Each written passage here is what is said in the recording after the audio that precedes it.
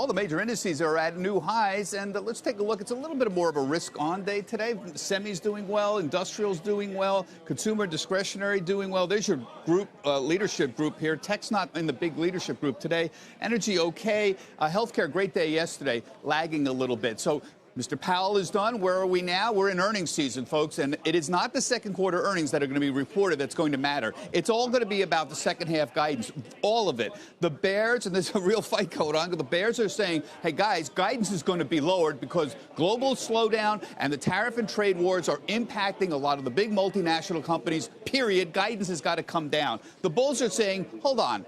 We have dovish central banks around the world, not just Powell, and a trade deal will happen sometime later this year, and the market's going to give them a lot of time to figure that out. Earnings are going to be fine. In fact, they're going to go up towards the end of the year. We'll see. This is where the parameters of the fights are. The problem right now is the market's expensive. Just take a look here. We are flattish on earnings for the year. That's nice, but we've got a price up 20% on the S&P 500. What does that mean? It means the market is really pricey right now. It's expensive. 17.5 times forward earnings, that's expensive. And the multiple is up not because prices are up, it's just up on some vague hopes. So when can you have a high multiple? You can have a high multiple when you have expectations that earnings might be going up. Well, that ain't happening right now. You can have expectations that the global economy is going to expand. That's not happening. You can have a higher multiple when interest rates are really low. Oh, that is happening, and that's why they all love Powell. So 1 out of 3 isn't going to do it. They've got to have a little more reason to keep the multiple this high, and they better get better global data or trade deals somehow, or this is going to be in some kind of trouble in the long term here. When I say flattish, this is flattish. That's what I'm talking about. 1%, 2%, let's not get, we don't know the exact parameters. They're hoping that the multiples or things are going to get better towards the end of the year and the beginning of the fourth quarter. This is based on the hope that some kind of deal is going to come down the road. Again, a lot of hope sitting around here. So a lot of this hinges on trade and the extent of the global slowdown that we can't really answer. So what is everybody doing? I can show you where the street is positioned. I can't tell you necessarily what's going to happen, but look, the S&P is up 2% since May 1st.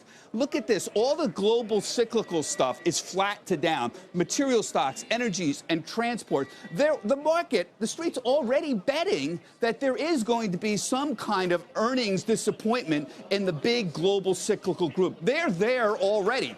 What else is going on? How about more defensive sectors that are out there? If you take a look, you can see, put up the next sector, the more defensive groups with the S&P up 2% since May 1st, healthcare, utilities, real estate, they're all positioned so that more defensive names are going to do a little bit better overall. So the street is split, and they're kind of like betting individually. The global economy a little slower. The more domestic-oriented stuff is going to do a little bit better. So what should you do? Well, the pain trade, the logical thing, the pain trade is everyone's position for the global slowdown a little bit might be, all right, how about go against it? Play cyclical. So here's your classic cyclical. Here's the Dow transports. It hit the highs way back. This was September, actually. This is just the year to date, but it was up here in September, and it's been down to more than 10% decline. So if you want to play the contrarian play, the pain trade would be to play the cyclicals. But you're betting here that the global economy is going to do better or some kind of trade deal.